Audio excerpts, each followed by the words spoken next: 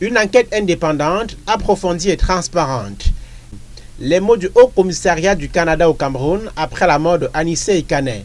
Les circonstances du décès du président du Manidem sont préoccupantes, dit le poste diplomatique à Yaoundé.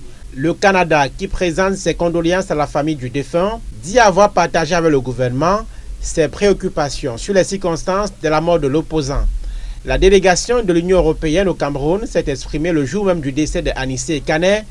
Elle dit avoir rappelé aux autorités camerounaises sa position sur la situation politique du pays, notamment la nécessité d'assurer la sécurité et l'intégrité physique des acteurs politiques et son appel en faveur d'une action en justice contre l'usage excessif de la force et contre les auteurs d'actes de violation des droits de l'homme.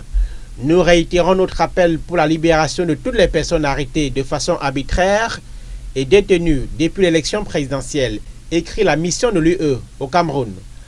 Avec le décès de Anissé Ikané, le Cameroun perd une figure majeure de la lutte pour l'avènement du pluralisme politique dans les années 90 et une éminente voix du débat public, rappelle la mission diplomatique.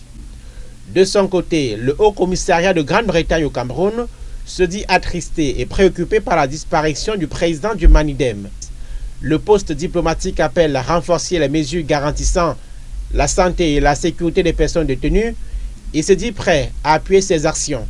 La mission diplomatique de Londres à Yaoundé salue l'annonce par le gouvernement d'une enquête sur les circonstances du décès de l'homme politique. Elle appelle en revanche à veiller à ce que les investigations soient approfondies et transparentes, présentant ses condoléances à la famille du disparu.